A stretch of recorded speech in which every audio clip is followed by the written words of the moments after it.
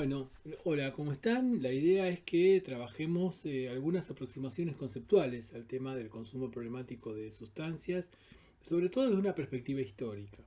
En ese sentido, podemos ver, digamos, que en el transcurso de la historia más reciente de este tema, cuando ya se instituye, digamos, a nivel mundial, eh, aparecen diferentes modelos de intervención, tanto desde el punto de vista conceptual, como desde el punto de vista preventivo, como desde el punto de vista asistencial.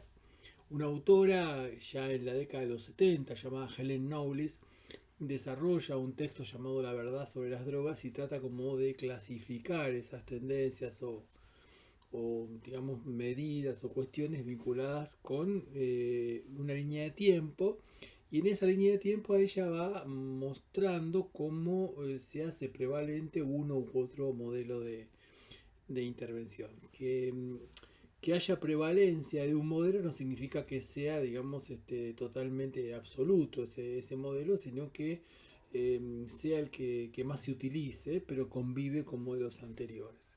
Clásicamente, cuando se habla de este tema, aparece como primer modelo el modelo ético-jurídico. Ese modelo ético jurídico, bueno, se vincula con la década de los 50, y cuando se empieza a instalar el tema de una manera mucho más firme a nivel mundial. No es el caso de nuestro país. En nuestro país, en la Argentina, el tema aparece a mediados de la década de los 60, fines de la década de los 60, principios de los 70, con muy poca instalación, incluso muy poca preocupación, y a partir de los digamos 70, 80 empieza a crecer hasta la actualidad. Los modelos que plantea esta autora son el ético jurídico, el médico sanitario, el psicosocial, el sociocultural, y después se fueron agregando otros, de acuerdo a diferentes autores que fueron aportando, digamos, complementando el libro este de Helen Knowles, que es de 1974. Se agregaron dos modelos más o dos perspectivas más. Una de ellas es la geopolítico estructural, que tiene que ver ya con una idea más actualizada, diría yo, el consumo problemático más allá de los aspectos singulares, familiares, territoriales que tiene, digamos, un componente, digamos, geopolítico que contribuye muchísimo a, a los imaginarios sociales que rodean este tema. Por ejemplo, la palabra narcotráfico, bueno, se vincula con la perspectiva estadounidense en el tema, eh, porque fíjense que narco habla de narcótico, efecto narcógeno, y ese es la terminología que impuso Estados Unidos a nivel mundial con respecto a las sustancias, que no necesariamente son todas narcóticas, o sea, que generan una sensación, por llamarlo de alguna manera, vinculado con lo narcótico, con lo narcógeno, es decir, con el sopor. Porque la cocaína, por ejemplo, es una droga que va más a excitar que a hacer sopor en esa persona que la esté utilizando, para dar un ejemplo sencillo. Entonces aparece ese otro modelo geopolítico estructural. Ese modelo geopolítico estructural aparece a mediados de la década de los 80, digamos, a partir de algunas iniciativas latinoamericanas. En ese sentido, la Comisión Nacional Venezolana es la que más intenta desarrollar este modelo, porque ve la estrategia geopolítica, y ya si miramos mediados y fines de los 80, vamos a encontrar el crecimiento del tráfico de drogas y producción de drogas en zonas de América Latina, como puede ser Colombia o Bolivia. Y después, el más adecuado, diría yo, a las circunstancias actuales es el modelo que se denomina multidimensional. Pues si miramos el siglo XXI, lo que tenemos es una enorme cantidad de perspectivas, una enorme cantidad de sustancias y una enorme cantidad de efectos de esas sustancias, y una diferente cantidad de perspectivas, no solamente en función de qué es lo que entendemos como consumo de drogas problemática, sino cómo encaramos o cómo se piensan desde distintos ámbitos las acciones de prevención y de intervención. Esto que estamos presentando en este breve video también se refleja en cómo es nominado el tema.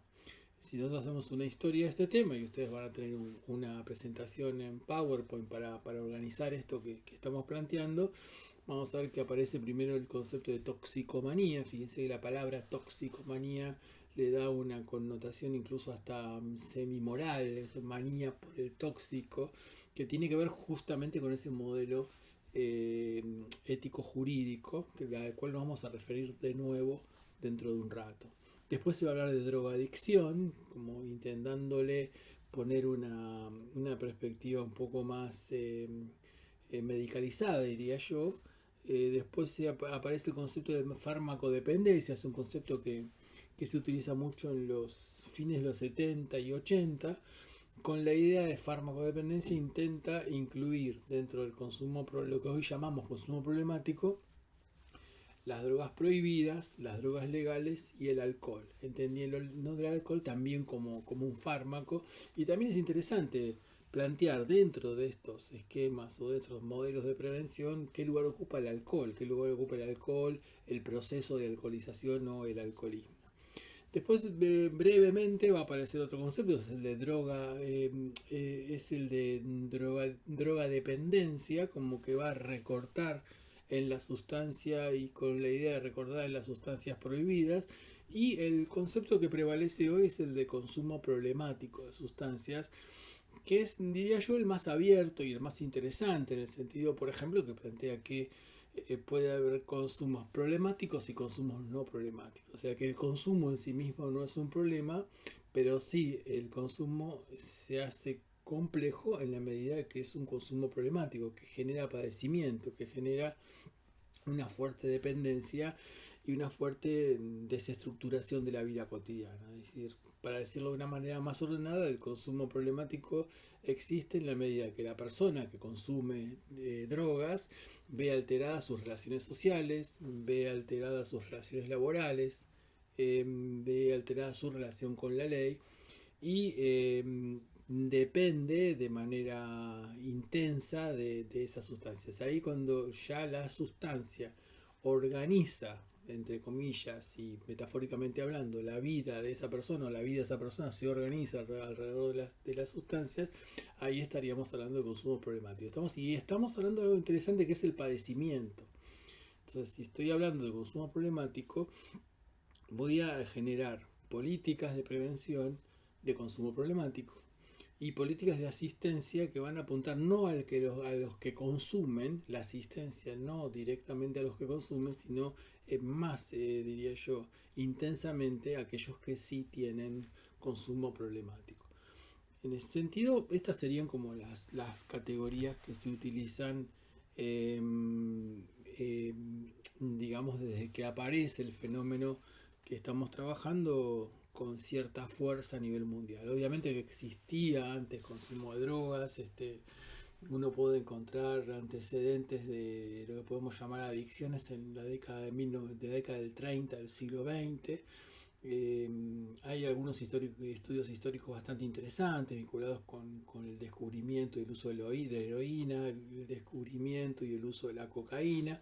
Yo en ese punto plantearía de una manera bastante sencilla que esto se vincula con una civilización, que es la civilización occidental, que le da un lugar de objeto a la sustancia y a partir de ese lugar de objeto la hace como, digamos, como importante desde su sentido simbólico, es decir, la saca de la cultura y la pone en una cultura, de la cultura de lo cotidiano y la pone en una cultura del consumo, como otros elementos que también forman parte de la lógica y construcción de pensamiento de la cultura occidental.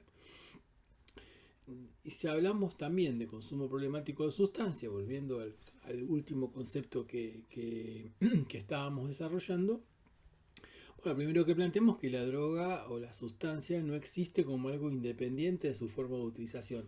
Es más importante cómo es utilizada que la sustancia en sí misma. Y eso también es un giro epistemológico bastante fuerte y bastante actual y bastante interesante, diría yo, porque no importaría y qué estoy consumiendo, sino cómo lo estoy consumiendo, cómo se interpone o genera cambios en mi vida cotidiana. Eso implica que mi vida cotidiana va a ser más importante que la sustancia, que lo que a mí me pase va a ser más importante que la sustancia. Por otro lado también, otro concepto que tiene que ver con consumo problemático es que en la droga, como generalmente escuchamos en los medios de comunicación o vemos en los medios de comunicación, no existe como tal, sino que existen las drogas y existe una multiplicidad de sustancias que ejercen multiplicidad de efectos. Entonces, es una entelequia, es una, digamos, yo diría hasta es un absurdo hablar de la droga, el problema de la droga, cuando en realidad el problema es desde las drogas, sus distintos efectos, sus distintas implicancias, incluso sus distintas construcciones en los imaginarios sociales y el distinto impacto que cada una de esas sustancias tiene a nivel macrosocial, territorial y microsocial y también singular. Y también diría que el consumo problemático se define desde las relaciones que se construyen con la sustancia. Esto es un poco lo que planteábamos ayer, ¿no? Es ponerle, digamos, énfasis en el aspecto relacional con la sustancia, como decíamos recién.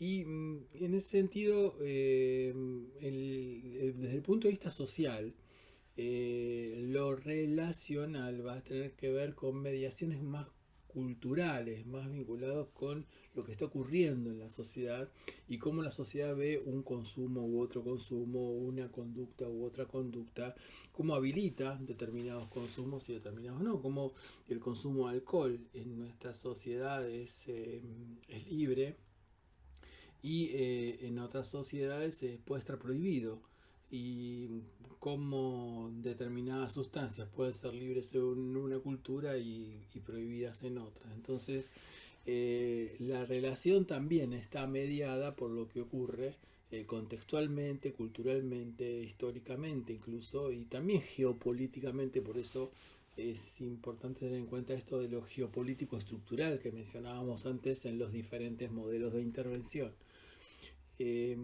Por otro lado también se habla de consumo problemático de sustancias cuando hay una afectación de la salud física y de la salud mental de la persona y bueno, se afectan, para decirlo de una manera ordenada, sus relaciones primarias y sus relaciones secundarias. Esto sería hablar de lo que clásicamente conocemos como drogadicción o ahora en la nomenclatura actual consumo problemático de sustancias. Pero también me parece importante, como decíamos al principio, incluir también, digamos, el consumo problemático de alcohol, el alcoholismo, también como una sustancia más, ¿no? Y el alcoholismo es un fenómeno de difícil precisión, digamos, posee una fuerte carga ideológica, se vincula mucho con diferentes factores culturales, también varía de acuerdo al tipo de historia de vida, de sustancias, bueno, digamos, como decíamos recién, de factores socioculturales. Y ahí es Eduardo Menéndez, un antropólogo argentino, que le da mucha importancia a esa cuestión y hace algunas relaciones entre el consumo de alcohol y trabajo que son bastante interesantes. Eduardo Menéndez, muchas y muchos de ustedes seguramente lo conocerán por el concepto de modelo médico hegemónico. Casualmente, ese concepto de modelo médico hegemónico que es muy repetitivo, muy reiterativo, digamos que aparece mucho en el lenguaje académico y sobre todo en las instituciones de salud mental. Bueno, aparece justamente ese concepto. Eduardo Menéndez lo desarrolla en un libro que se llama Morir de alcohol. Es un capítulo de ese libro donde él lo que trata de explicar es que a partir del modelo médico hegemónico se hace como bastante compleja, difícil y a veces impensada la asistencia del alcoholismo en las instituciones de salud, cosa que sigue ocurriendo y ocurre a nivel mundial, diría yo. Es decir, puede haber institutos especializados en alcoholismo, pero el alcoholismo ingresa al sistema de salud fundamentalmente por clínica médica, no por salud mental.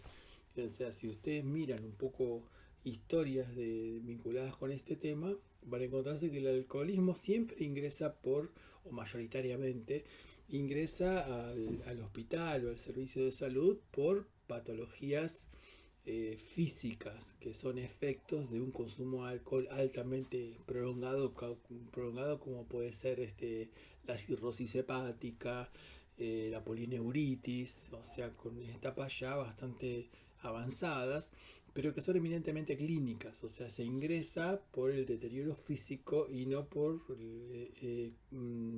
digamos, por la puerta de la salud mental, por decirlo de una manera sencilla. Y lo que más existe, sobre todo en nuestro país, son modelos de autoayuda que tienen una connotación, digamos, bastante centralizada en la sustancia, que son, digamos, el origen del discurso abstemio, que se llama el discurso que plantea la abstención como única posible salida al consumo de alcohol, y también se utiliza el discurso de la abstencionista, se utiliza también para los tratamientos vinculados con las adicciones. Es decir, la única forma de resolver el tema es dejar definitivamente de consumir, reconocerse como dependiente para toda la vida y organizar la cotidianeidad en función de frenar esa dependencia. Esto es un punto de vista, y ahí podríamos decir que hay una perspectiva abstencionista, hay una perspectiva de reducción del daño,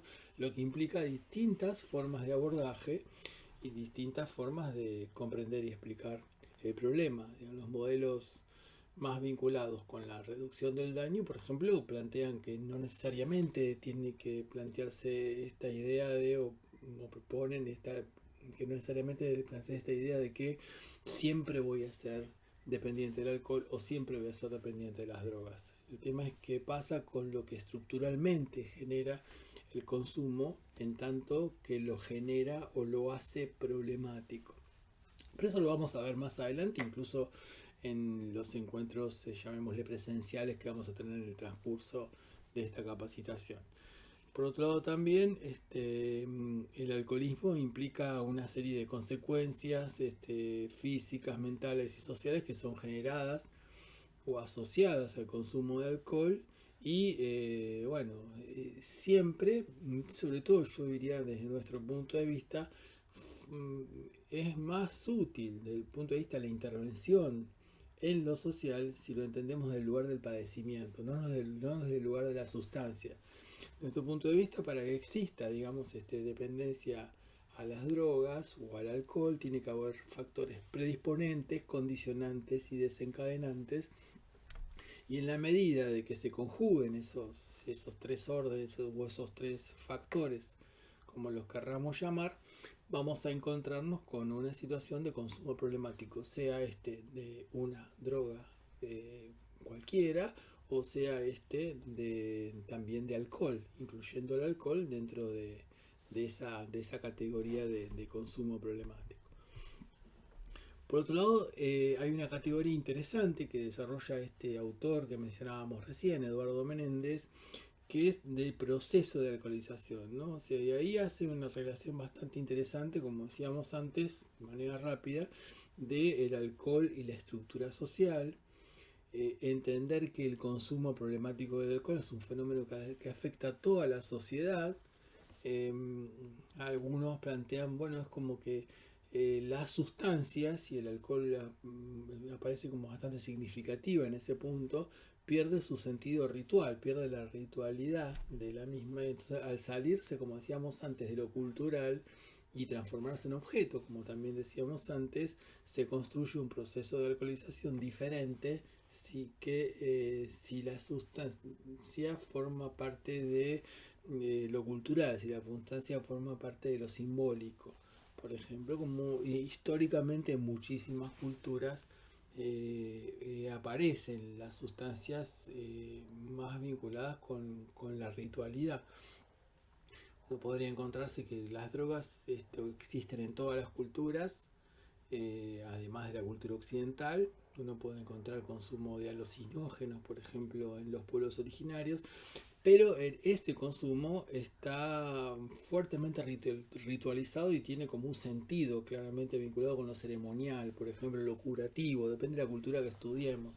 Entonces no vamos a encontrar adictos o personas con consumo problemático de sustancias en esas otras culturas, a diferencia de que sí es un tema bastante importante en la cultura occidental. Por eso hacemos mucho hincapié en esto que dijimos ya, estamos haciendo por tercera o cuarta vez, la idea de la sustancia como objeto.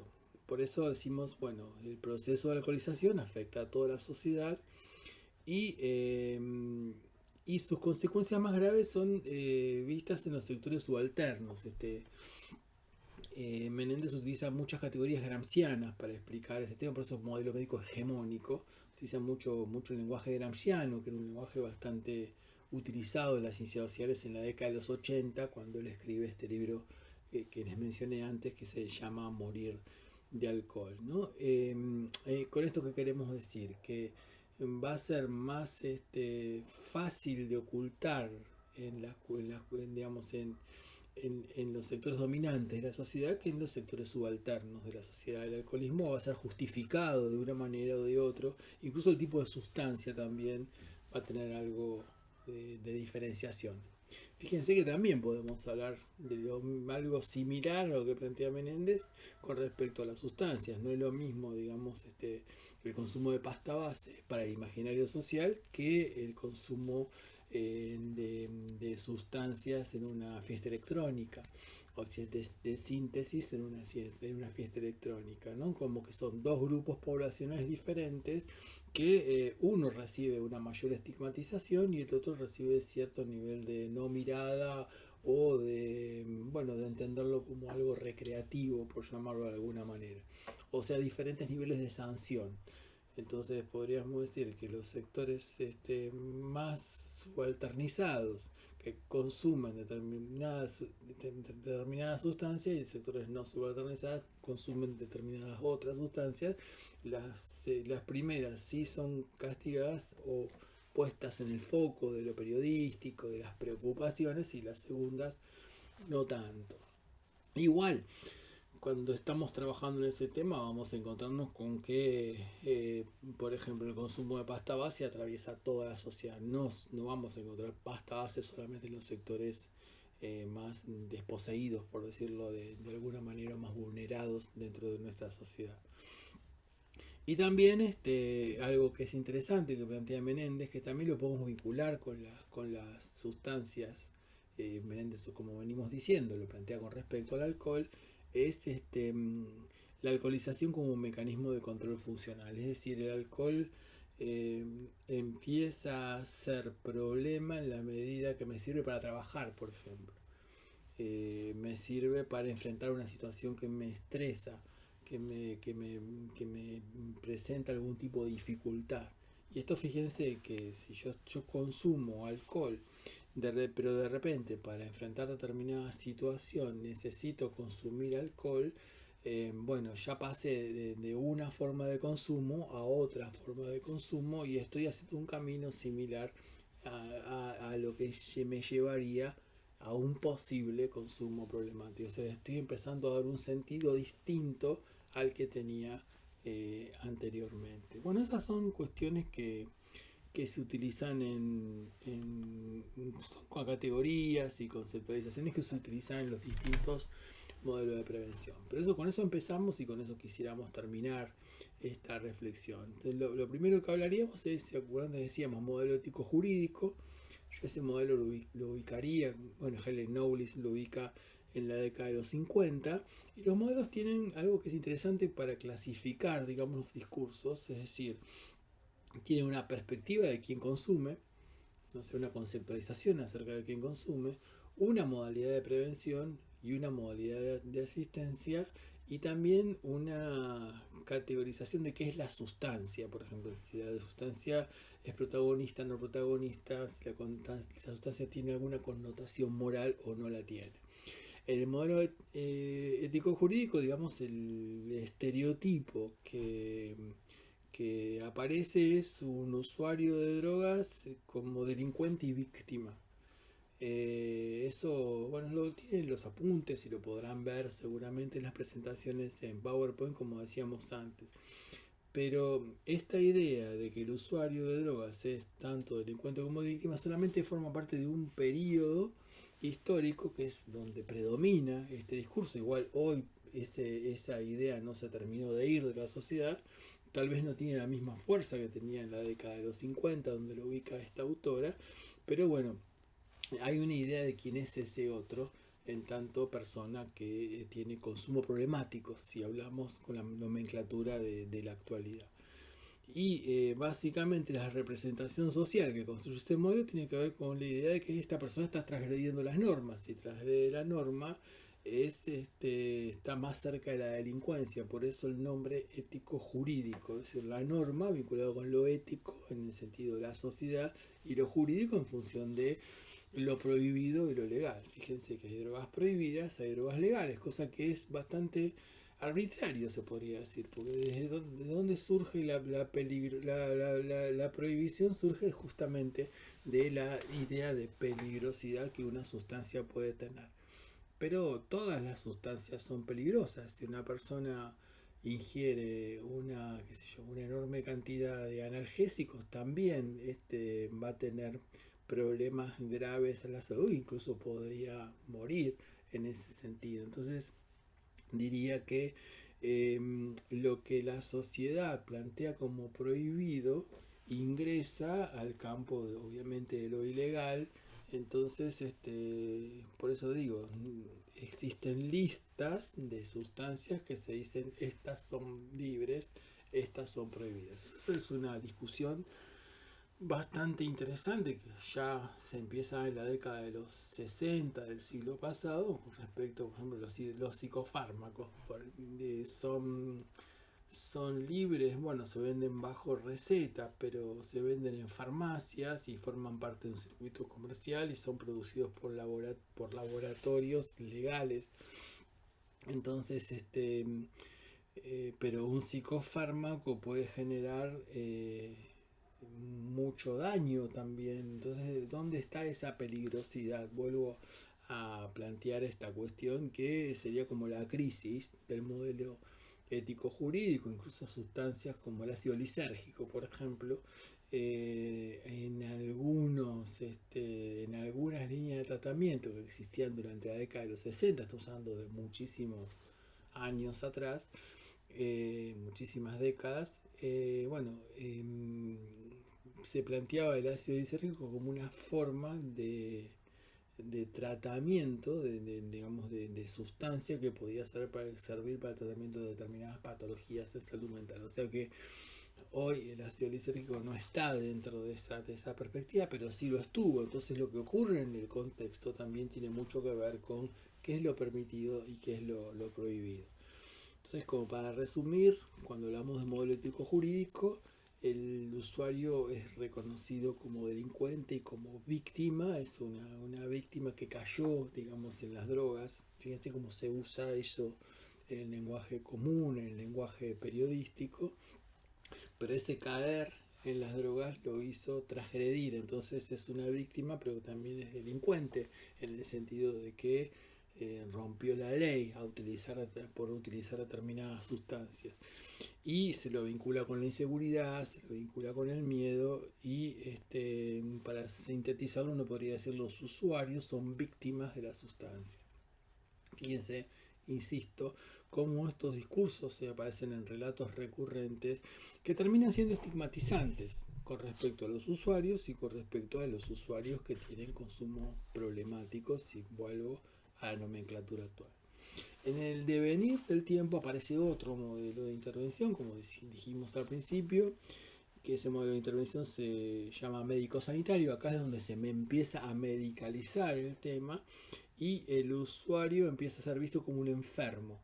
O sea, aparece la idea ya de enfermedad vinculada con el consumo de sustancias y se va a plantear que las drogas actúan alterando el orden del organismo, el funcionamiento del organismo. Es decir, que van a generar cierta alteración del orden interno de la persona y esa alteración del orden interno de la persona va a alterar su vida cotidiana y va a alterar la vida cotidiana de los otros y va a alterar la vida cotidiana también de la sociedad.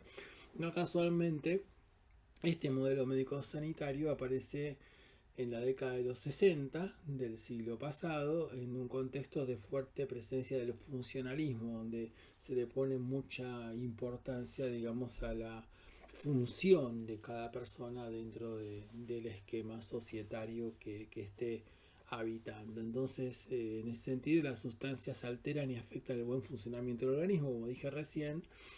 Eh, el sujeto se lo pone en un lugar muy inferiorizado, no puede hacer nada para manejar ese consumo y necesita de tratamiento, de un tratamiento medicalizado. Y es donde aparecen las primeras instituciones, llamémosle más psiquiátricas o más médicas, vinculados con este tema, que ponen mucho énfasis en la cuestión toxicológica y que van a mirar, digamos, las características, o las llamaríamos adictivas, que las sustancias tienen. Tema que, bueno, también se discute porque una sustancia puede ser fuertemente adictiva, pero también la adicción a esa sustancia está muy marcada por lo que está ocurriendo en la cultura, por lo que está ocurriendo en los imaginarios sociales, por lo que está ocurriendo en la subjetividad de esa persona.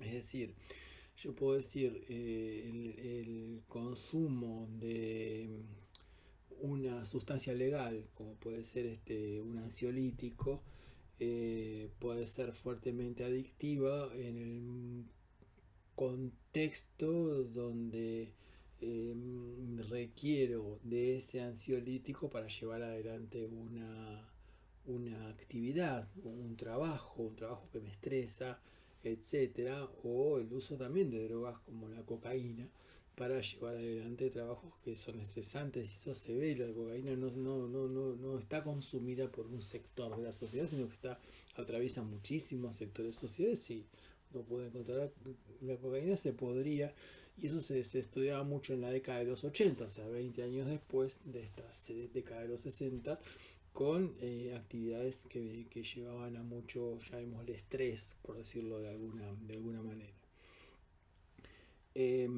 Luego de ese modelo médico-sanitario va a aparecer otro modelo de intervención, que como decíamos al principio, cuando los mencionamos todos, que se va a llamar psicosocial.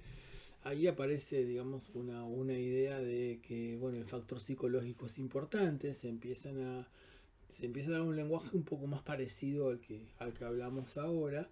Se pone mucho el acento en la cuestión familiar, incluso aparecen los tratamientos vinculados con la familia. Se hablaba de madre sobreprotectora, padre ausente. Eso era como una digamos, una forma explicativa bastante pobre, diría yo, para viéndola retrospectivamente. Pero bueno, se planteaba el consumo problemático desde la perspectiva familiar. Pero fíjense, si nosotros vamos modelo ético jurídico, médico sanitario y psicosocial, y lo ponemos hoy, mucho de lo que yo estoy comentando, de lo que yo los estoy compartiendo con respecto a esos modelos, aparece en los lenguajes actuales vinculados con las drogas. Por eso hablamos de ese modelo o esa modalidad multidimensional donde todo esto se entrecruza y construye una serie de confusiones, diría yo, más que una serie de resoluciones al problema. Entonces, en ese modelo psicosocial, el usuario de drogas es un esclavo. Dejó de ser enfermo para ser esclavo de la sustancia, pero donde es tomado psicológicamente. Y sí aparece la idea de la adaptación y la maduración. Solo quienes consumen drogas no se adaptan a la sociedad, son inadaptados. Fíjense cómo aparece de vuelta la cuestión de la disfuncionalidad, también década del 60 y década del 70, y con dificultades de maduración. O sea, el que consume drogas es muy maduro, no creció y sigue consumiendo drogas. Incluso en algunos textos críticos a esta perspectiva de autores que trabajan históricamente esta cuestión, aparece la idea de lo psicosocial vinculado con lo que sería la abulia y la anomia, es decir, la falta de normas y la falta de ganas, la falta de, digamos, de intención de hacer, que atravesaría determinados sectores y por eso aparecería el consumo de sustancias y por eso se trabajaba, por ejemplo, una estrategia de tratamiento vinculada con esa perspectiva, se vinculaba con el uso del tiempo libre de la persona que era tratada en ese aspecto. Fíjense cómo distintos modelos generan distintas formas de tratamiento y distintas formas de comprensión y explicación, como estábamos planteando. El primer modelo ético-jurídico, la forma de tratamiento es la sanción legal, y no hay otra forma de tratamiento. Es decir, la sanción legal supone que la persona se va a rehabilitar si es sancionada legalmente y es introducida dentro del circuito penal. En el médico sanitario ya la idea de cura tiene que ver con algo más vinculado con lo biológico. Es decir, que desde determinadas acciones biológicas, desde médicas, se puede lograr que la persona deje de drogarse. Y en este aparece también lo médico, lo social y lo psicológico. Por eso hablamos de un modelo psicosocial, ¿no? Este modelo psicosocial es una especie de bisagra bastante interesante porque va a permitir empezar a pensar factores sociales de una manera mucho más profunda y factores psicológicos también de una manera más profunda y va a llevar, digamos, a las modalidades más actuales de intervención. Pero bueno, eso va a llevar décadas, y bueno, y va a generar también formas de tratamiento y formas de prevención, ¿no? Si yo digo, ¿cómo es la prevención en el modelo ético jurídico? Bueno, la prevención tiene que ver con el temor a las drogas, generar temor a las sustancias, un temor jurídico, un temor, ojo, que la ley va a sancionar a quien consume estas sustancias. Si digo, ¿cómo es la prevención en el modelo médico sanitario? Diría, bueno, ojo, que cuidado que las sustancias desde su característica bioquímica, tóxica, biológica, etcétera, puede generar determinadas formas de adherencia que van a hacer que uno no se pueda desprender de ellas. Y desde el punto de vista psicosocial se va a trabajar aspectos vinculados con, como decíamos recién, la anomia, la bulia, la cuestión familiar, la sobreprotección materna, la ausencia paterna, que eran temas bastante, diríamos, trabajados durante ese periodo, si hablamos entre 1965 y 1975 aproximadamente. Luego va a haber otro modelo que es bastante interesante, que se llama sociocultural. Se va a empezar a hablar de que el usuario es una víctima de lo que está ocurriendo en la sociedad, que está condicionada por su entorno económico y social. Fíjense cómo esto aparece muchas veces hoy como explicación a partir de circunstancias vinculadas sobre todo con el consumo de drogas y pobreza, por decirlo de alguna manera. Y ahí aparece también la idea de consumo de drogas como evasión de la realidad, como escaparme de la realidad, cosa que no es en todos los casos cuando uno trabaja en consumo problemático así, no es escaparse de la realidad, suena como una metáfora y no dice nada, digamos, que es escaparse de la realidad. Tal vez las drogas sirven para soportar la realidad. Entonces esto va a ser muy singular, muy territorial y muy vinculado con lo que está pasando socialmente en el contexto en el cual lo analicemos. Y por otro lado también desde ese modelo socio-cultural vamos a encontrarnos en la idea de que el entorno determina, es decir, esta idea de las malas compañías, por decirlo de una manera muy grosera, muy rápida, y sí, si se junta con ese grupo de chicos seguramente se va a terminar consumiendo sustancias, ¿no? O sea, esta idea que aparece también vinculada con los problemas sociales y que en trabajo social vemos mucho en los imaginarios sociales de que el medio determina lo que voy a hacer, cómo voy a construir mi vida. Y en realidad sabemos en ciencias sociales que no hay determinantes, sino que hay condicionantes. El medio puede condicionar determinada conducta, pero nunca la va a determinar. O sea, puede condicionar la conducta, que puede ser, el medio puede llevarme al consumo o no. Entonces eso, bueno, cualquiera que haya trabajado en este tema o en temas similares, digamos, de los más estigmatizantes de la sociedad, como puede ser jóvenes en conflicto con la ley, va a decir que bueno, en una misma familia determinadas personas pueden tener determinados problemas y determinadas otras personas no. Entonces, creo que eso tiene que ver con explicaciones bueno, que son muy epistemológicas y que tienen que ver con la idea de la comprensión, la explicación y que, insisto, en ciencias sociales nunca hablamos de relaciones causa-efecto, sino que hablamos de multicausalidades que producen multiplicidad de efectos. Las relaciones causa-efecto son más utilizadas por las ciencias físico-naturales. Entonces ahí hay una marca epistemológica que vale la pena recordar también en este contexto, ¿no? Y por otro lado también dentro de ese modelo sociocultural se habla de que las desigualdades producen consumo, cuando en realidad, digamos, de un punto de vista filosófico yo diría que sí, pero la desigualdad produce consumos problemáticos en toda la sociedad. El que hace desigual al otro también puede requerir de consumos problemáticos porque la cultura o la civilización es una civilización que se asienta en la desigualdad. Entonces, en ese sentido, no por ser desigual consumo, también puedo consumir o tener consumo problemático por ser desigual, pero también puedo consumir o tener consumo problemático por generar esa desigualdad. O sea que como tema, este tema que nos ha convocado para este módulo, es fuertemente interesante porque atraviesa a toda la sociedad, obviamente de maneras diferentes, por las diferentes singularidades, incluso por las diferentes historias y incluso por los diferentes momentos históricos, pero es un tema, tanto el alcoholismo, como para separarlo, para entenderlo en el lenguaje más común, como el consumo problemático de drogas, son temas totalmente transversales que están en toda la sociedad, o sea que el consumo problemático de sustancias está en toda la sociedad.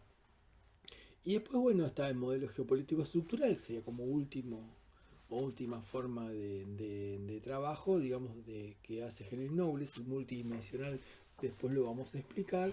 El geopolítico estructural decíamos que había sido desarrollado por algunos países, fundamentalmente Venezuela, sobre mediados de la década de los 70, y va a dialogar con los modelos anteriores. Y ahí también aparece una cuestión de oferta y demanda, que es bastante complicada y controvertida, en el sentido de que si hay oferta de drogas, va a haber demanda de drogas. Esto es en parte cierto y en parte no. Es decir, que el hecho de que haya drogas en un barrio puede significar que haya consumo, pero si no hay drogas y hay malestar social, va a haber consumo a otras sustancias, como puede ser alcohol o como pueden ser las naftas, por ejemplo, digamos, el uso de pegamentos, el uso de sustancias que son, digamos, accesibles de cualquier tipo. Es decir, la sustancia, por eso es interesante verlo desde el punto de vista social, desde el punto de vista de la intervención en lo social, la sustancia cobra un carácter simbólico bastante importante. Pero el modelo geopolítico estructural va a trabajar desde esa perspectiva de oferta y demanda. Y lo que sí es interesante es que este modelo politice y redimensiona el problema como un fenómeno global y como un fenómeno global en tanto problema social global, donde no es el problema el país que produce y la víctima el país que consume, sino que hay una relación entre ambos